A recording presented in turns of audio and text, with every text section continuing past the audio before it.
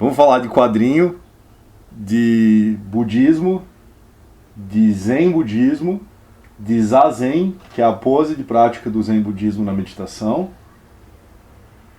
Zazen. E que mais aí? Que mais eu tenho que ficar olhando pra você, gato? Isso daí, tá bom já. E de um dos monges mais divertidos que já existiu. Talvez o mais.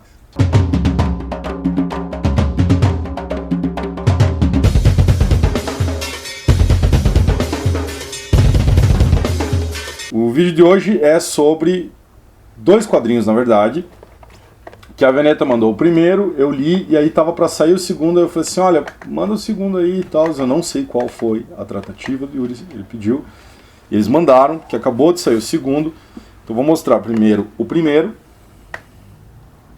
ok, e Kill, mais pra trás, nosso diretor de câmera, fotografia, estética em geral, IQ, esse daqui é o Terra, e esse daqui é também IQ, volume 2, que é o Água, ok? Do Hisashi Sakaguchi. O Yuri, na verdade, me falou um dia, porque eu acho que eu comentei isso já, que eu gosto de ler quadrinho, eu tenho tentado ler cada vez mais e tal, porque eu vi que eu tenho um prazer estético com a coisa, e a gente tentou várias vezes chamar aqui à frente da câmera Murilo para que ele fizesse resenha de quadrinhos, mas ele veementemente diz não. Aí eu tenho que começar a usar a força, e se eu agarro ele, eu começo a ficar, meu corpo enfraquece e tal. Mas o Yuri falou um dia, pega esse quadrinho aqui que veio, tá, dá uma olhada. E aí eu gostei um monte, porque ele de fato fala de coisas que eu gosto, que é, enfim, budismo. E essa vertente específica do budismo, que é a do zen budismo, ok? E aí o que é esse quadrinho aqui? Eu já vou mostrar alguns detalhes para vocês, mas o quadrinho conta a história do Ikkyu, que é um monge super famoso do século 14 e 15 no Japão, tá? Então antes do estabelecimento da era Tokugawa, quando o Japão era razoavelmente governado por uma espécie, vamos dizer assim, uma conjuntura política muito estranha, porque tinha um imperador, que era o Gokomatsu, só que o imperador, tinha o imperador do norte, o imperador do sul, tinha uma coisa assim, e aí um lá, que era o Gokomatsu, que era o cara, ele na verdade ele era uma figura simbólica que cedia o poder dele, de mando, para um shogun, certo? Para uma espécie de senhor da guerra, ok? E aí esse shogun era quem na verdade comandava a coisa na vida prática, e que fazia as guerras, e que dava instabilidade, e que alguém tentava tomar o poder e tudo mais. Em meio a isso, estava razoavelmente estabelecido linhas do budismo, práticas do budismo, por meio de templos. E linhas, porque no budismo você tem 2 linhas, a linha no zen budismo, né, a Soto e a Rinzai, e essas linhas estavam mais ou menos vinculadas ao poder. Então elas tinham um estatuto basicamente de clero, certo? Então elas conseguiam vantagens políticas, eram financiadas politicamente, ganhavam então uma parte, por exemplo, de uma terra lá, eles tinham um templo, aí tinha terra, e as pessoas que trabalhavam lá, os servos, tinham que dar para eles uma parte, então eles tinham, os mestres, né, de alguns desses templos tinham boas relações com as pessoas ricas e poderosas, praticavam arte, então poesia, música, caligrafia, arte do chá, cuidar das plantinhas e tudo mais. Então todas essas artes eram praticadas ali. E aí havia, claro, algumas pessoas que eram alguns monges que seguiam outras linhas, e linhas que visavam ser, por exemplo, um monge mendicante, que ia de lugar em lugar pedindo comida e tal, ou pedindo dinheiro, alguma coisa assim.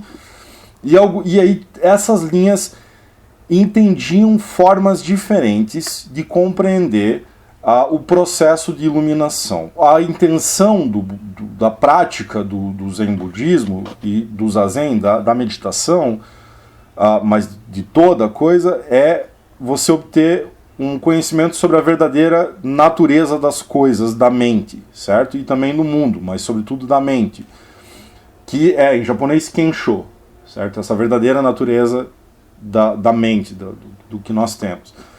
E aí você tinha diferentes linhas para isso acontecer, quer dizer, alguém que pensava, não, você tem que estudar e ficar aqui e ser subserviente e ir crescendo nessa hierarquia e tudo mais, ou você tem que ser mendicante, ou você tem que passar necessidade, e o Zen budismo é muitas vezes conhecido por linhas que são bastante extremas, de mortificação, de sentir dor, não é, de passar por privação e tudo mais, que não é uma coisa só do Japão, mas que no Japão toma contornos bastante peculiares pela relação que eles têm, sobretudo essa noção de morte, que aí é uma influência do shintoísmo, não é?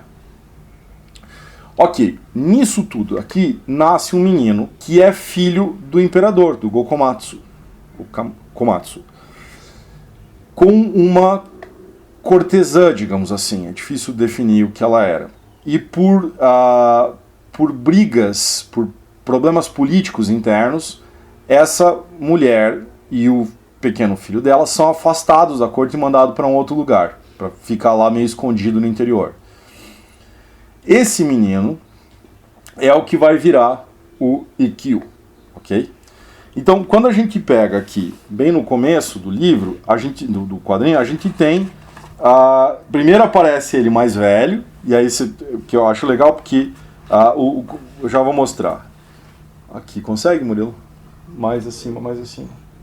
Tá vendo aqui em cores e tal, que é o começo. E aí tem algumas páginas em cores, e depois ele fica em preto e branco. E aí ele é um mangá, não é? E aí nós temos, deixa eu ver se eu acho aqui, um momento onde apareça o nosso jovenzinho, que aqui ele ainda está com o cabelo. Aqui, ó. Ok, aqui ele aparece, ó. Tá vendo? E aqui ele é pequenininho, é jovenzinho, ele tá com o cabelo, tá morando com a mãe, com uma espécie de ama. E a mãe, a gente vê, tem muito medo que ele vá ser morto em função dessas disputas políticas que podem chegar até ali, porque ele é de fato um herdeiro possível ao trono, não é? E aí o que ela faz para proteger o Shuken, que é como ele se chama antes de virar Ikkyu, é mandar ele para ele virar monge. Porque se ele vira monge, agora ele abdicou, então ele não pode mais participar daquela vida política, em tese. A gente vai ver que esses caras, sobretudo mais influentes, participam e tudo mais. E aí ele vai para um mosteiro, sei lá, um templo, uma coisa, para ficar lá e ser educado desde bem jovem, certo?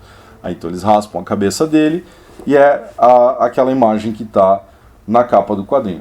E aí desde o começo a gente percebe que ele se destaca porque ele é uma criança, ele não segue muitas regras e tudo mais, e ele é muito espirituoso, ele é muito inteligente. Então tinham jogos que eles faziam entre os adultos de fazer charadas, certo? E de tentar, meio que tentar sacanear o outro com travamentes, assim. E o Shuken sempre consegue achar soluções. E ele consegue meio que deixar embasbacados os caras ricos que vêm lá e tudo mais. Depois ele passa a ter interesse por poesia, então ele começa a escrever e a ler, compor poesia, que é cheio de regras, não é? Lá, com detalhes, e ele começa a fazer isso muito bem e tal. E a gente vai acompanhar no primeiro volume até um momento em que ele fica um pouco mais velho e começa a perceber que aquela relação que o templo tem de poder e não é, a posição social que ele ocupa ali, não é algo que ele gosta em relação às pessoas que ele vê no entorno, quer dizer, pessoas pobres, pessoas que passam necessidade, ele acha que aquilo está errado.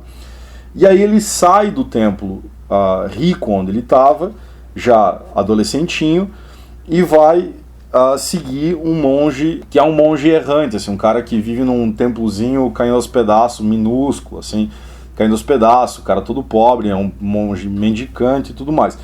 E a gente vê nesse primeiro, então, ele de criança até esse ponto. O que eu acho muito interessante, porque esse quadrinho, o traço e tudo mais, é muito elogiado por quem entende, que não é o meu caso, mas, enfim, sempre tem muitos elogios à capacidade que ele tem, e eu queria mostrar alguns momentos que eu acho, para mim, foi pontos altos, assim. Porque o percurso dele não é só uma formação do monge, não é a vida só de um monge, mas é os momentos em que esse monge tem as revelações budísticas dele, não é?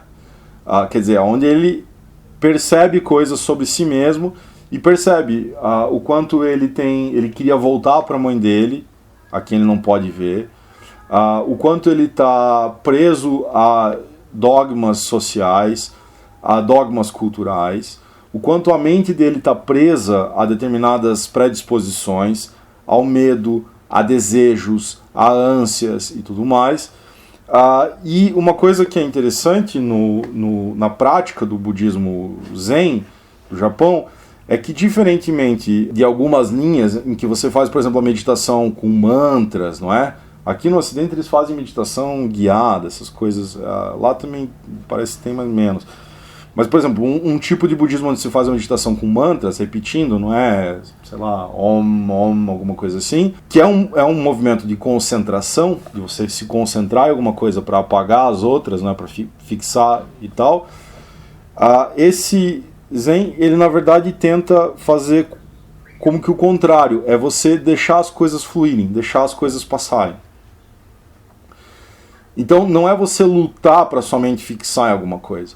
É você deixar o pensamento vir e o pensamento ir embora. E você entender que esse seu eu, ao qual você é tão apegado, vai fluir junto. Que nós alcançamos essa percepção, esse lugar, não é? Do não desejo, que é o que está nas 4 máximas e as 8 consequências, digamos assim, ditas pelo próprio Buda, pelo Siddhartha Gautama, em teoria, era de que o problema é o desejo, não é? Então, nos livrarmos do desejo, do medo, dos anseios, das angústias. E aí aqui há momentos, eu vou tentar mostrar para vocês, em que isso aparece narrativamente. Então, tá vendo aqui? Aparecem formas, aqui, ó. Tá vendo? E aí ele tem diálogo com elas, ele tá na floresta aqui. No primeiro volume, isso acontece algumas vezes. Que a gente fica em dúvida, porque é tão bem trabalhado isso daqui esteticamente, visualmente, que você fica em dúvida se ele tá... se aquilo está acontecendo, se é na mente dele, se é uma espécie de viagem que ele está tendo. Claro... acho que é precisamente esse o jogo que é interessante da gente ver aqui. Quando acaba esse... depois eu vou falar disso, que é importante.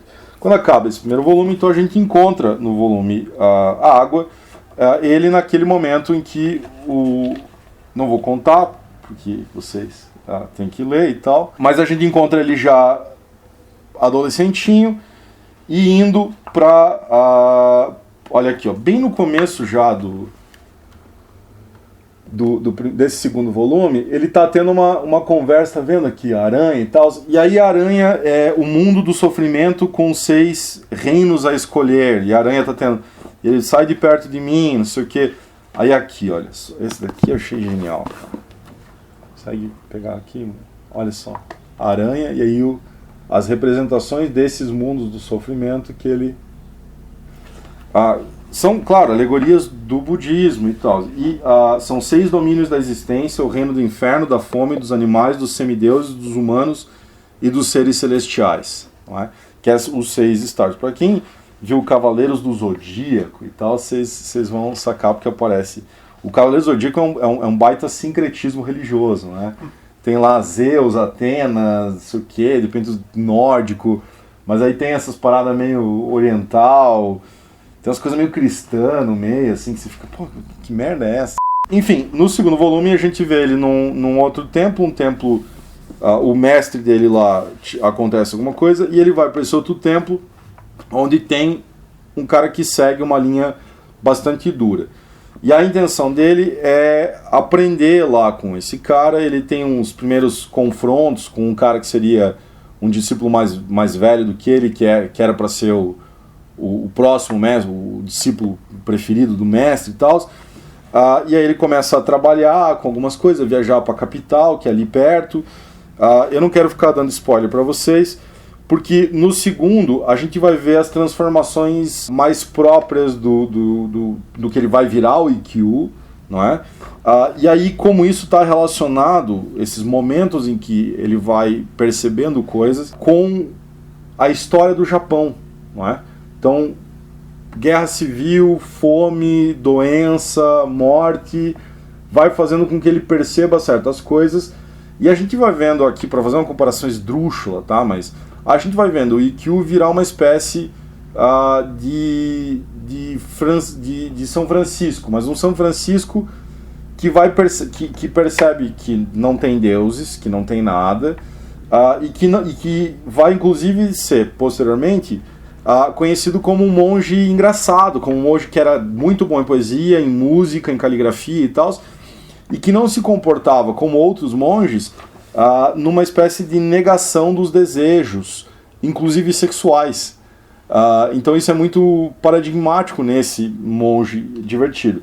No meio disso, o quadrinho vai nos mostrando, então, tem momentos em que tem... aqui, ó.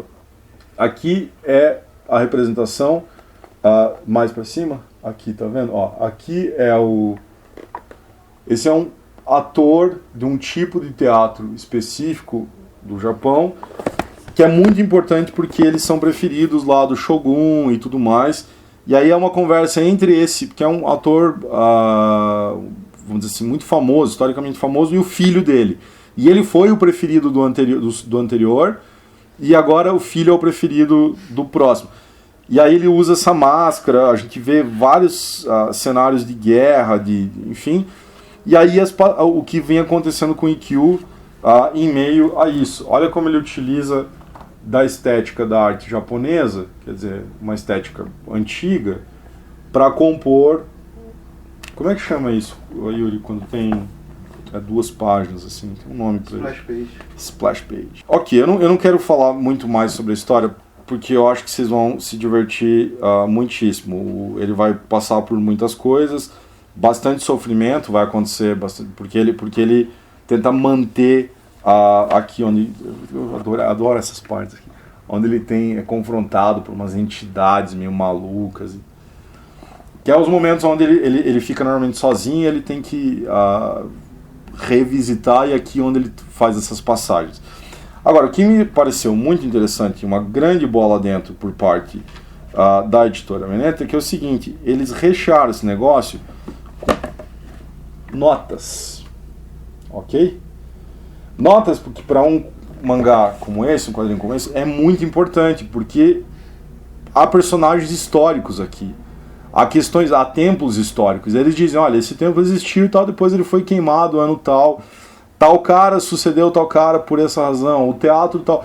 Isso aqui eu acho que foi muito maneiro de poder acompanhar com tanta nota, nos 2 volumes tem, e poder ver, sabe, eu olhava e às vezes eu procurei coisas, claro, para saber mais na internet, ou mesmo em livro que eu tinha em casa, mas foi legal ver ter esse aparato, vamos dizer, crítico, ok? Acho que para um quadrinho, um mangá como esse, é completamente uma bola dentro, assim, porque trata de um tema histórico, personagens históricos, e eu acho que o contexto aqui faz toda a diferença, como eu disse, para a própria continuidade, profundidade da narrativa. É isso, eu gostei muitíssimo dos 2 Venetas. Manda aí os próximos, né? Porra, eu faço um aí depois quando você... Mas gostei bastante achei legal, o trabalho capa dura, o negócio é maneiro, assim. Ok? Então fica... Será que eu consigo mostrar os 2 ao mesmo tempo, modelo? Fazer assim, ó. Só o fato de eu fazer o Murilo rir já é suficiente pra mim. Ganha dia. Ok, então deixe um comentário. Vocês gostam? Vocês leram isso aqui? Vocês viram? Comentário, Catarse. Acabei de te elogiar aqui antes, então não preciso fazer agora. E esse daí. Tchau.